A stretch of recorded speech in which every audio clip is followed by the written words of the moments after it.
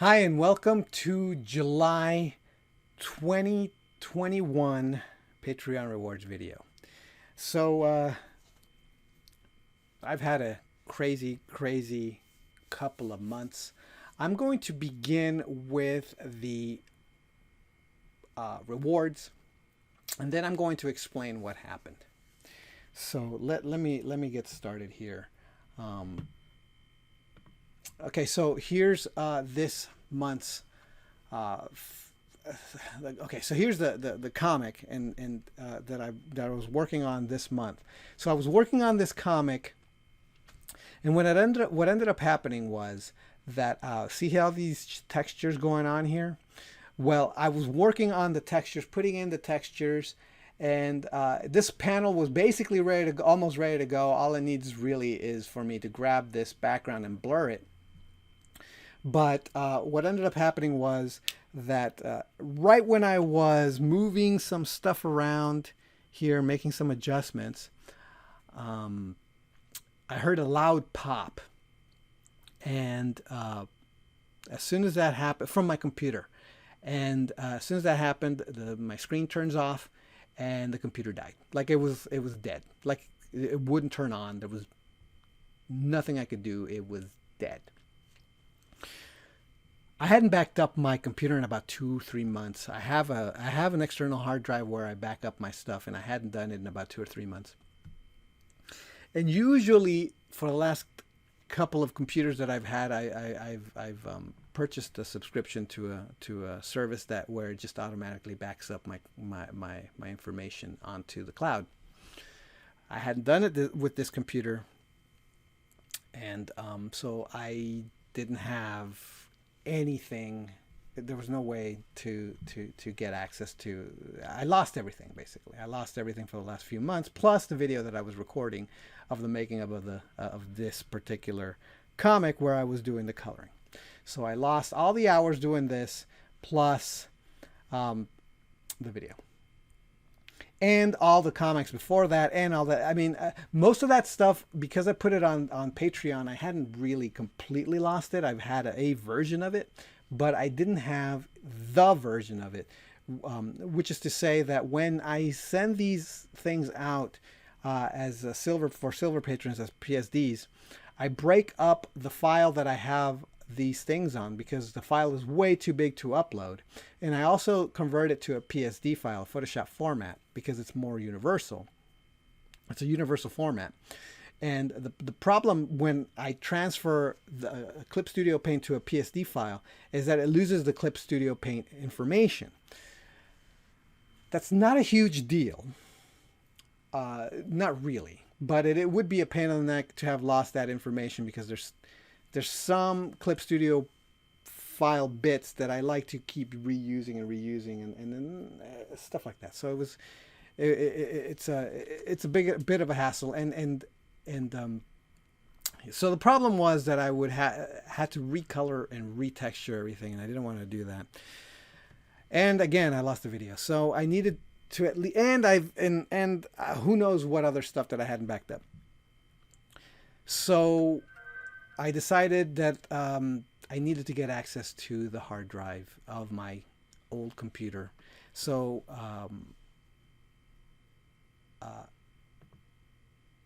I did, and so I did a little bit of research, and I found out how to do it, and I'll tell you about that in a second. So here's this comic here, and this is what I've done so far. This is what I did up to this point. I added lighting and shadows to all this artwork on the comic, and then the rest is going to be just me coloring it. So this is what I've done. I did this. This is this month's postcard. By the way, the person who is won this postcard this month is going to be Anastasia. Hi, Anastasia. I'm going to tell you a little bit about this postcard. So I've kind of had a crisis of an art crisis, an artistic crisis, and it all kind of started with the illustration of Saint Joseph that I did last month. The problem with that illustration is not that it turned out bad. The problem with the illustration is that it didn't turn out the way I wanted it to. And my intention was to have it be a little bit more painterly and a little bit less comic booky. And I think I mentioned that earlier in last month's video. And it's okay that it turned out the way it did. But the problem was, and actually, you know what? Maybe did I? Oh boy. Okay, I'm gonna check to make sure that that painting, the final version of that painting, is a Patreon rewards video, because I don't believe. Let me check. Yeah, so I just realized that that I haven't actually shown you the final version of it. So here it is. So this painting is the painting that they gave me the crisis of conscience here, the crisis of the art crisis. And the reason why I got an art crisis on this is because it turned out that this painting, like I said, it's fine the way it is. It is what it is. But my intention, but the problem is that it seems too comic booky. It seems like too much of a comic book feel. And I wanted this painting to feel a little bit more realistic, a little bit more naturalistic. And in that way, it's a complete failure. It's not, it looks too much like a comic, and it doesn't look nearly as realistic as I wanted it to. And because this happened, it has given me this kind of artistic crisis where I'm questioning everything that I know, and I don't even remember how I can get like it's just I'm artistically in a bad place, but not a bad place. Like, okay, so here's what I mean. In around 2016, I was doing these paintings of some ladies, and I was able to do what I wanted to do. I was able to get the look I wanted so easily that it became really boring to do them.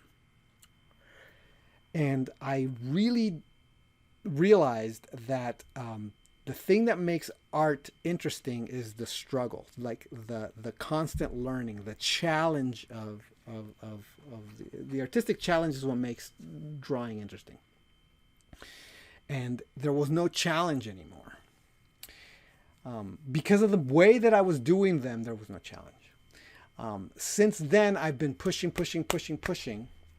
trying to learn new things, to the point where I've almost abandoned what I knew in order to learn how to do things in a different way that was more challenging and more difficult. And I haven't mastered doing it. And I gotten to this point now where in the last couple of days where I'd completely forgotten how I used to do it that made it easy. And I ended up having to go look up what it was and how it was that I got to the results that I wanted. Well, then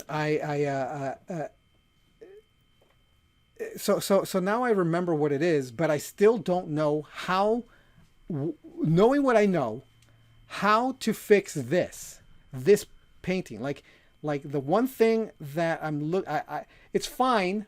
It is what it is. Like I said, like I'm happy with the way it turned out. It's just not what I wanted. So it's a personal thing. It's a subjective thing only. I want to know what it is. If I want to be able to look at this and go, this is what I could do to fix it, to not fix it, but this is what I could do to make this thing look the way that I think it, the way that I want it to look. That's what I mean. So right now, that's where I'm at. Like, I don't know the answer to that question, and that is a good thing, because it gives me a goal. The other thing is that the feeling of not knowing, and the feeling of regressing, and not and going and becoming worse, that I'm having, is a huge clue that I'm going to level up. That I'm learning something so new that that it's challenging everything that I know, and it's reworking my brain, and it's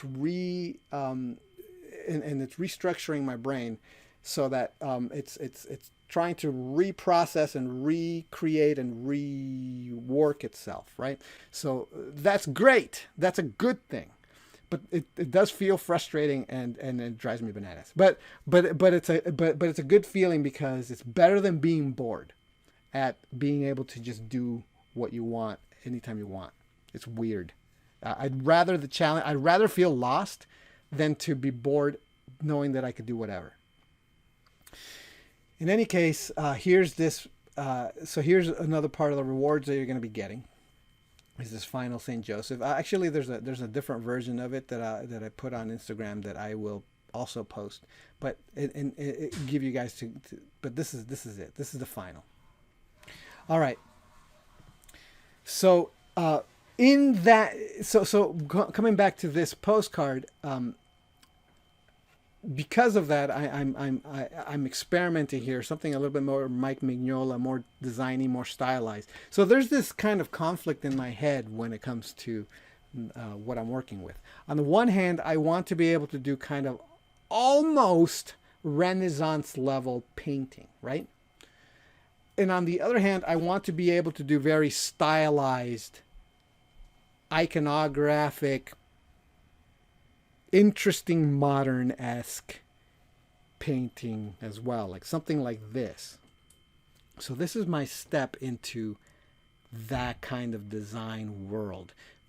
Mike Mignola kind of graphic, right? And at the same time, I'm doing these paintings of ladies that are like very colorful and joyous and bright and fun. That's something I want to be able to do in a cartoony, fun, just something that says happiness and joy and hope. At the same time, I want something that's kind of almost the religious stuff that I kind of want to do in this vein. It has a little bit more of like the darkness and the struggle with darkness, like the drama of the fight of the Lord of the Rings fighting Sauron thing, right? Like that sort of thing, where it's just like there's a war going on. So that's kind of so I've got these two juxtaposing things in my head, and they're fighting. So it's an interesting place to be, but it's dividing my brain, and it's kind of making me bananas. But anyway, let's keep going. So something that happened this month was that we got vaccinated, and all our neighbors decided that they wanted to go to Knott's Berry Farm together. So we got together with a few of the families, and we went to Knott's Berry Farm. And this was the first time that we'd ever been out in a public place, as public as something like that. It was a bit of an extreme from being completely in lockdown to being completely exposed. But, we're very confident with the vaccinations. And this was earlier this month. And so I brought my sketchbook, because I knew that the one thing that you do in an amusement park is stand around doing nothing. So you're waiting in lines forever. So I decided that I was going to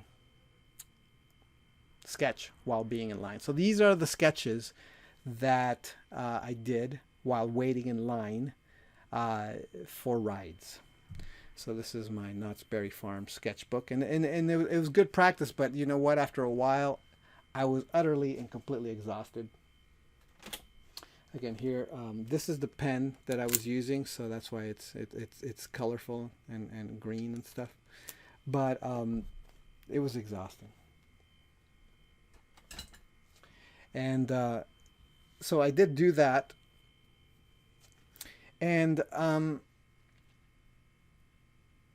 that's what this is. These are just sketches as we waited in line at the amusement park. So after a while, I quit doing it because I was just too tired. It takes so much brain power to do this. Okay, and then here we have another sketchbook page.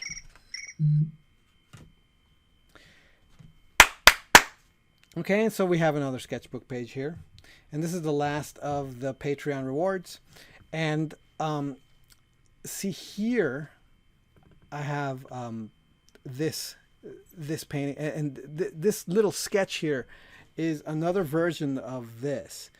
This was me really stylizing a photo just for the lighting. Just to see if I could get like a Mignola kind of vibe to it, but without it being black and white. Just all the shadows would be just a value, right? Like some kind of beautiful color. And I left out the pupils because Mike Mignola tends to mostly leave out his pupils, and I just wanted to see what it would look like if I just didn't put the pupils in there, and it makes things look a little bit unearthly, and that's kind of where I want to be. Do you see what I'm saying?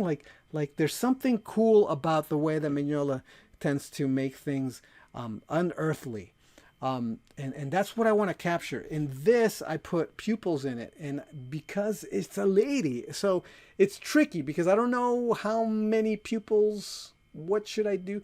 Maybe I'll have to keep experimenting because there's something about the lack of pupils that makes things look a little bit unearthly and a little bit more grandiose. There's something epic about not having pupils in the eyes. I don't know what it is. And here, this is again using that colored pen. It was during Father's Day. I was sitting around talking to my brother and my dad, and we were at a park, and I took a photograph that I had on my phone of my son, and what I wanted to do was I was going to use that colored that pen with all the colors to try to get as realistic looking a painting as I could by mixing the colored lines together to optically create different colors, because I've seen it done, and some amazing artists have done some amazing work doing that. Like they just mix the colors by using different lines together and like cross hatching them together, and they get these amazing paintings out of just doing different colored line work. It's amazing, and so I wanted to give it a try. And then I got really deep into the conversation that I was having with my brother and my dad, and then I kind of abandoned it and never got back to it. So maybe I'll try to do that some other time. But that's the story behind that eyeball. But those are all the Patreon rewards. So going back to the computer, I ended up being able to salvage by buying this fancy gadget. So I'm going to link to it in the description of this video. But this fancy gadget right here, what it does is it has a connection to all the different types of of hard drive connections. It's got a SATA connection here, and 2.5 IDE and a 3.5 etc. IDE. These are all the connections that your motherboard uses to have hard drives connect to it. Just think about hard drives as like Nintendo cartridges that you just put into the motherboard. And so what you do is I took out the hard drive. See how this has the little spokes here? So this is a SATA, and then you just put it in like this. Boop. Yeah, like this. Boink. And then you connect this with a USB port to a USB here and a USB to your computer. And then you turn it on because it's also got a power outlet. And it connects to your, and then you're able to access your information on the hard drive. And I'm kind of fairly computer savvy because of my history with PCs, playing Castle Wolfenstein and not having it run the way I wanted it to, and going into the system's preferences using DOS and all this other stuff on my dad's PC, and then and then after that, like buying a really fancy schmancy computer that I had the computer people build with the help of one of my friends, that ended up being a bit of a disaster that forced me to be able to open the computer and know what the hell is going on in there. And so having had disastrous computers, I'm very comfortable opening up computers and stuff like that. So and then and the all-in-one computer that I had was my one weakness. I didn't know how to open an all-in-one computer until I looked it up on YouTube and realized it was super simple. It was just 2 screws, and then you just pop the thing open, and it was a piece of cake. And I wish I would have known that sooner, because I would have been able to open it up and at least just aired it out and dusted it out myself. But in any case, I was able to transfer all the stuff and information from one computer to the other. But the problem is that now I only have, because the all-in-one was a monitor, and then I had my Wacom tablet, and that's a monitor. I only have now that I bought a tower, which is a gaming computer, which so that I could, the gaming computers are ideal. My other one wasn't a gaming computer. This one is. This new computer that I ended up having to buy, which was a big pain in the neck and a story on all of its own. The gaming computer that I ended up buying is a gaming computer because gaming computers are workhorse computers. They can deal with crazy video game software, which makes them perfect for working in CG with CG 3D graphics. Programs like Blender, where I made my CG background. So hopefully, and I haven't tried it yet, but hopefully it'll be able to render the backgrounds much faster. It won't be as big of a pain in the neck. But also because I do video editing, and that requires rendering, it's perfect. Like the rendering is much better in this PC than it was in my other ones, and I think Blender will render better and faster and here in this gaming PC. But because it's a gaming PC, it was more expensive, and it's an expense I couldn't afford, but I needed to do it because I couldn't be without a PC. And then because. And now I only have one monitor, because the all-in-one was a monitor, and then I had my Wacom tablet, which is the monitor. Now I only have the Wacom tablet, which is the monitor, and my not Wacom tablet, but my Cintiq. Which means that I have to now partition, as you can see here. I'll show. Here's I have to partition. So like this is only part of my screen, and then it goes off screen here, and you can see that I'm recording myself here. So that you don't see my recording here, and this is the way and it's a problem because when I do like a comic book, when I'm working on my comic and I'm recording my screen while I work, I tend to listen to YouTube videos or audiobooks or stuff like that, and I don't want that stuff on my screen, right? While I'm working on it's a pain. I need to buy a monitor, which is a pain in the neck.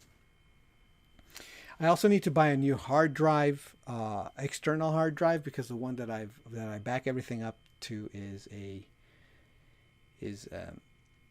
almost already full. And I had already bought another hard drive. I had two external hard drives, but this one, which is the one that I recorded all my videos on, I backed up all my videos on.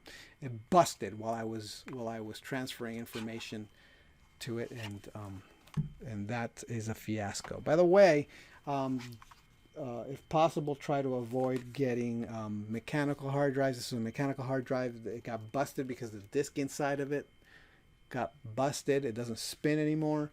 I lost all the information in this hard drive, where this was only my video hard drive. But this is a Toshiba. Bad, bad, bad. But the problem is that I have another Toshiba that works perfectly fine, and it's working really well. But now I'm paranoid that it's going to go the way of this one. So I'm going to get a non-mechanical hard drive. There's two types. There's the spinning hard drive that's mechanical. That, you know, I didn't realize this was a mechanical one. And then there's the non-mechanical, the stationary hard drives that are just basically gigantic flash drives. But those things are much, much more expensive, so it's going to be a pain in the neck. So there's a lot of expenses coming down the pike that I'm going to need money for, which is money I don't have. But here's the thing. Thank you so much for being my patron, because you're helping me out. And your support is going to at least allow me to be able to buy a new hard drive and a new monitor. So I am very, very, very, very, very grateful to you, because without your help, I wouldn't be able to do what I need to do to put out and produce the videos and do all the stuff that I need to be doing. The computer was thank you for I needed to buy a computer, and the Patreon was a big help for that. But yeah, the expenses are now just adding, just because the computer just because my computer died, it just really ruined a lot of stuff. I didn't lose everything, thankfully, but like I was able to produce the lighting and shadowing video last week, because I was able to recover that information from the hard drive. So thank you for that. Like I said, buying this little doohickey is great. Like I said, I'm going to put a link to the description of this video to the little doohickey.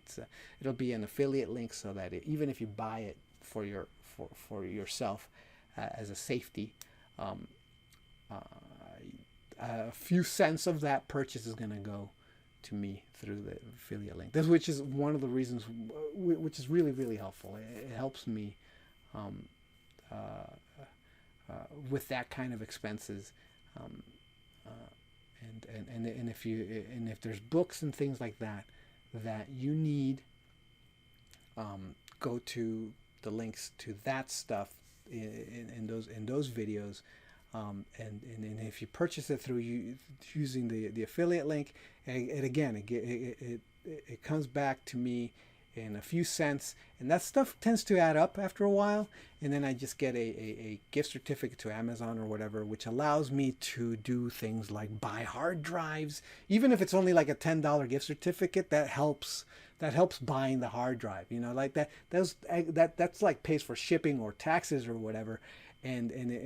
So stuff like that's really, really helpful, buying things through my affiliate link. So thank you so much for watching. Thank you for your support as an affiliate, as a patron, and I'm really, really grateful, and I will talk to you next time. All right.